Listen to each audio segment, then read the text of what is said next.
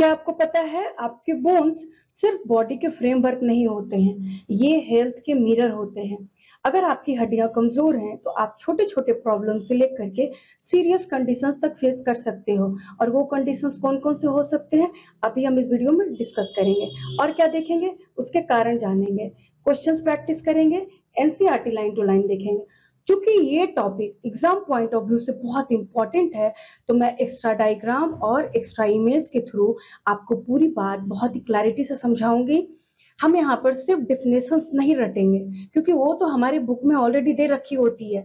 हम यहाँ पर उसे समझेंगे, उसके कीवर्ड को याद करेंगे।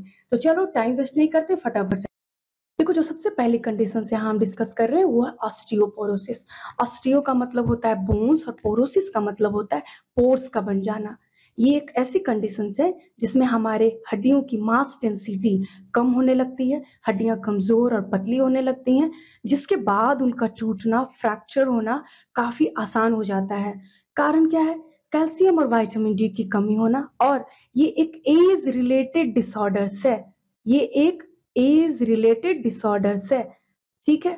ऐसे समझो, एक फीमेल जब 40 प्लस होती हैं तो उनका मेंस्ट्रुअल साइकिल या तो इरेगुलर होता है या तो कंप्लीटली स्टॉप कर जाता है। उस कंडीशंस को हम कहते हैं मेनोपॉज,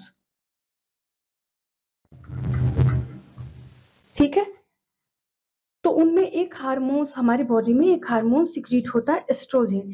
इसका लेवल धीरे धीरे हमारी बॉडी में कम होता है। ये हड्डियों की जो डेंसिटी है उसको मेंटेन करने का काम करती है। इसका लेवल कम होता है तो ये हड्डियों की डेंसिटी को मेंटेन भी करना कम कर देता है, जिसके कारण वो बहुत पोरस और सॉफ्ट हो जाती है।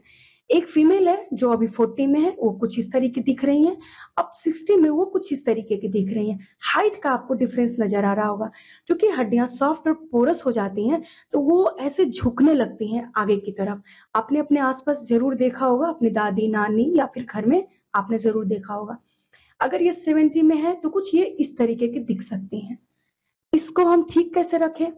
एक हेल्दी लाइफ स्टाइल को हम अगर अपनाएं तो हम इसको बहुत हद तक मेंटेन कर सकते हैं। जैसे कि जैसे जैसे एज बढ़ता है ना, फिजिकल एक्टिविटी औरतों में बहुत कम हो जाती है। वो एक बड़ा कारण है ऑस्टियोपोरोसिस का। तो आप सबसे पहले फिजिकल एक्टिविटी स्टार्ट करें, जैसे एक्सरसाइज करना स्टार्ट करें। और क्या कर सकते हैं? कैल्शियम रिच डाइट लें, जैसे दूध, पनीर, इस तरीके की आप डाइट लेना स्टार्ट करें। मेल्स में ये कम प्रभावित करता है क्योंकि उनमें एक हार्मोन्स होता है टेस्टोस्टेरोन। वो मास डेंसिटी को मेंटेन करता है, काफी लंबे एज तक वो मेंटेन करता है, इसलिए उनमें ये बीमारी कम देखने के लिए मिलती है कंपैरिजन टू फीमेल। तो कुल मिलाकर ये है कि ये फीमेल में ज्यादा देखने के लिए मिलती है। और ये एक एज रिलेटेड डिसऑर्डर्स है। एस्ट्रोजेंस का लेवल कम होता है। की पॉइंट यहाँ पे ये है। अब हम डिस्कस करते हैं अपने नेक्स्ट प्रॉब्लम को। नेक्स्ट स्लाइड में बढ़ने से पहले फटाफट आप इस क्वेश्चंस का आंसर करो। विच of the following is a characteristic feature of osteoporosis? किसके बारे में पूछ रहे हैं? ऑस्टियोपोरोसिस के बारे में। ऑप्शंस देखो। इंक्रीज बोन मास, नहीं।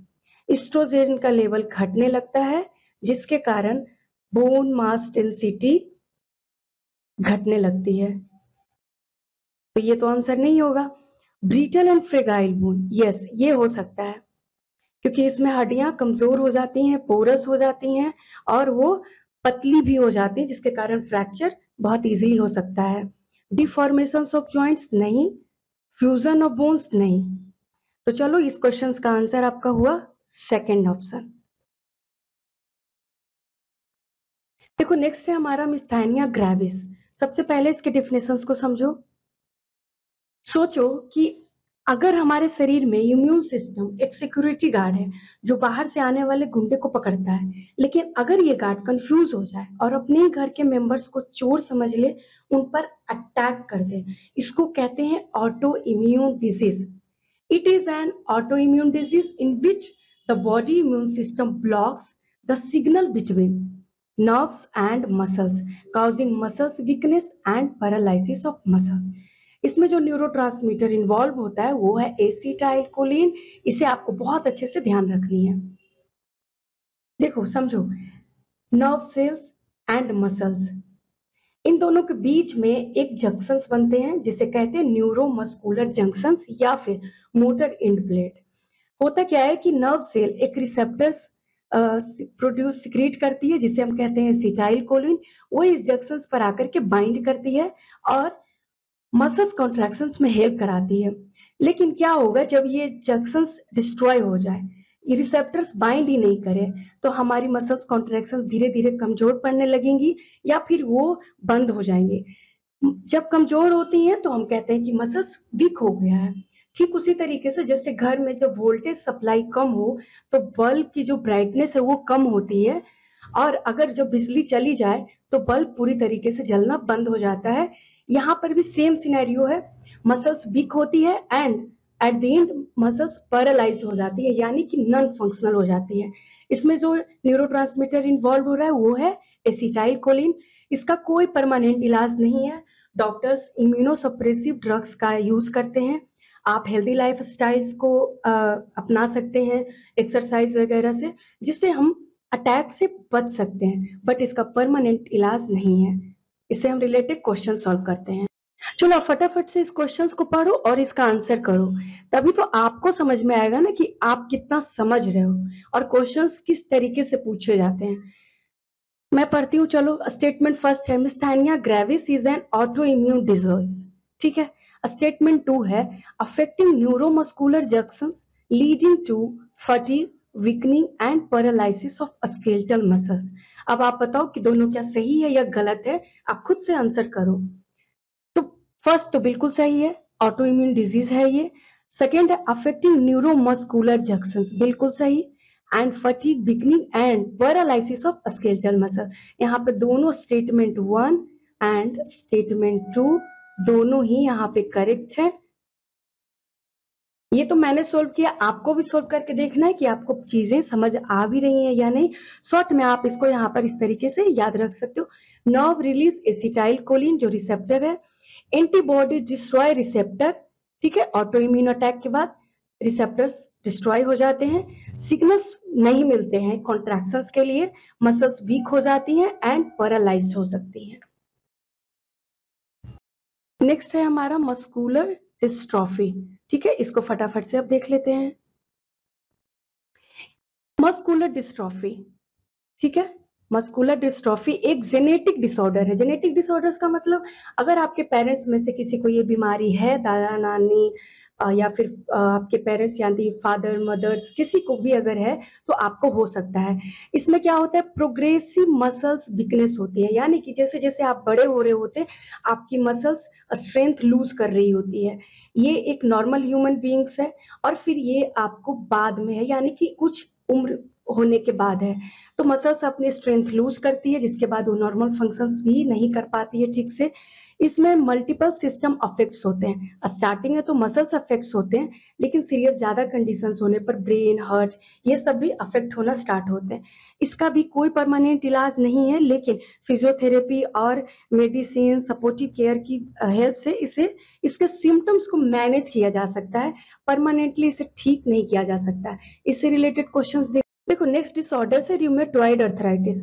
इसको एनसीईआरटी ने नहीं दिया हुआ है, लेकिन आप जब क्वेश्चन सॉल्व करोगे, क्वेश्चंस बैंक सॉल्व करोगे तो या फिर टेस्ट के पेपर लगाओगे तो उसमें जो ऑप्शंस होंगे उसमें ये आपको ऑप्शंस मिलेंगे, इसलिए मैं इसको आपको छोटी छोटी बातें जानना जरूरी है। ये अगेन एक ऑटो इम्यून डिसऑर्डर्स है।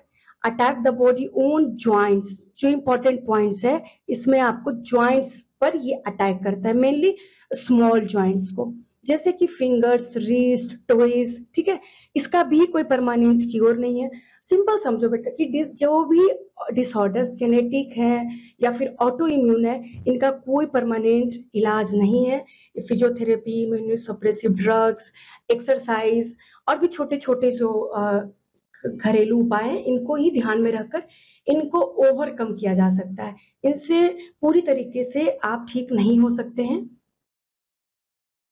इसमें देखो मैंने यहाँ पे एक डायग्राम आपके लिए लेकर आई हूँ। इनकी जो उंगलियां हैं धीरे धीरे ये ज्वाइंट्स है, इसको ज्वाइंट्स इसमें क्या हो रहे हैं, है ना, अफेक्ट हो रहे हैं और धीरे धीरे ये जो शेप है इनका बिगड़ रहा है।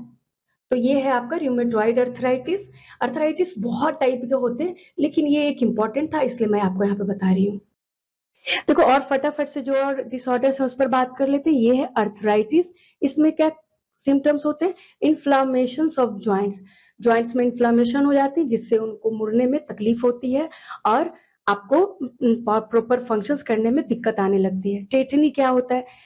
बॉडी फ्लूइड्स में कैल्शियम की कमी हो जाती है तो हमारा मसल्स फास्ट फास्ट कॉन्ट्रैक्ट करने लगता है जिसके कारण हमारे पैरों में दर्द होना स्टार्ट होता है। कभी कभी पेनफुल मसल्स कॉन्ट्रैक्शंस भी होते हैं। इसका कारण है लो कैल्शियम। आप कैल्शियम रिच डाइट अगर लेना स्टार्ट कर देते हो तो ये प्रॉब्लम से आपको आसानी से आप सॉल्व कर सकते हो। नेक्स्ट है गाउट। इसमें क्या है? Inflammation of joints due to accumulation of uric acid crystal. ये एक टाइप ऑफ अर्थराइटिस है जो यूरिक एसिड जब एक्यूमुलेट होने लगता है तो सडन आपका पेन और इन्फ्लामेशन स्टार्ट हो जाते हैं। ये एक टाइप ऑफ अर्थराइटिस है। नेक्स्ट है हमारा रिकेट्स। ये एनसीईआरटी में नहीं दिया हुआ है यहाँ पे, लेकिन जब आप क्लास 12th बायोमोलिक्यूल्स पढ़ते हो तो वहां पे दिया हुआ है रिकेट्स। इसमें क्या होता है? अगर विटामिन डी की कमी हो जाती है हमारे बॉडी में तो हमारी हड्डियां सॉफ्ट और कमजोर हो जाती हैं और कैल्शियम को एब्जॉर्ब करने की जो उनकी क्षमता है वो भी कम हो जाती है। फास्फोरस को भी वो एब्जॉर्ब करना कम कर देते हैं। तो उस प्रॉब्लम्स को हम बोलते हैं, उस कंडीशंस को कहते हैं रिकेट्स। सिंपली अब विटामिन डी को लेना स्टार्ट करो, कैल्शियम और फास्फोरस लेना स्टार्ट करो, ये प्रॉब्लम सॉल्व हो सकती हैं। तो ये थे हमारे डिसऑर्डर्स। अब हम अपने कुछ क्वेश्चंस हैं और जो मैं लेकर आई थी उसको सॉल्व कर लेते हैं फटाफट से। देखो क्या है questions? Gouts affect mainly. Questions को आप पढ़ा करो और आंसर खुद से देने की कोशिश करो। गाउट्स अफेक्ट मेनली, ठीक है? बोन्स नहीं, मसल्स नहीं, तो ऑल तो अपने आप में नहीं होगा। Joints due to uric acid deposition. अभी मैंने बताया ना कि यूरिक एसिड क्रिस्टल जब एक्यूमुलेट हो जाते हैं तो सडन उसमें इन्फ्लेमेशन हो जाते हैं, पेन होते हैं। तो गाउट्स का ऑप्शन नंबर सेकंड ये है आपका करेक्ट आंसर। चलते हैं नेक्स्ट क्वेश्चन पे। चलो देखो ये बहुत एक अच्छा क्वेश्चन है, इसमें more than one options correct हो सकते हैं। आपने सोच समझकर इसको आंसर कीजिएगा।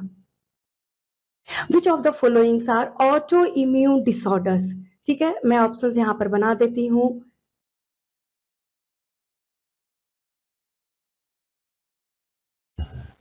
ठीक है, आप तब तक क्वेश्चंस को फटाफट से सॉल्व करो, है ना? चलो फिर देखो, मिस्थानिया ग्रेविस, रियूमेटॉइड अर्थराइटिस, गाउट, मस्कुलर डिस्ट्रॉफिस। मैंने बताया था आपको कि मस्कुलर डिस्ट्रॉफी एक जेनेटिक डिसऑर्डर है, यानी कि आपके पेरेंट्स को अगर है तो आपको भी हो सकती है, जेनेटिक डिसऑर्डर्स है। गाउट अभी हमने सॉल्व किया। यूरिक एसिड क्रिस्टल जब स्टोर होता है या एक्यूमुलेट होता है तो गाउट होता है। तो हमारे ऑप्शंस बचे मिस्थानिया ग्रेविस और रियूमेटॉइड अर्थराइटिस, यानी कि ऑप्शंस नंबर थर्ड हमारा यहाँ पे करेक्ट आंसर है। तो इस तरह से जब आप क्वेश्चंस प्रैक्टिस करते हो तो आपको एग्जाम में प्रॉब्लम नहीं होती, फटाफट से आप सॉल्व कर देते हो। चलो फटाफट से इस क्वेश्चंस को सॉल्व करो। Muscular dystrophy is cause due to, ठीक है, ये आप जब क्वेश्चन सोल्व करते हो तो आपको समझ आती है कि आपने जो पीछे चीजें बताई गई हैं वो आपको समझ आ भी रही है या नहीं आ रही है। तो मस्कुलर डिस्ट्रॉफी के लिए जो दो वर्ड्स आपको याद रखने हैं वो है प्रोग्रेसिव डिजेनरेट और जेनेटिक डिसऑर्डर्स। ठीक है, progressive degenerate, progressive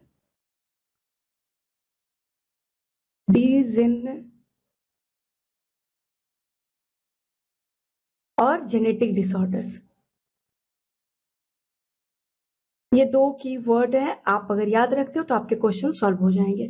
auto immune attacks on bone नहीं, मिस्थानिया ग्रेविस इसका एग्जांपल है।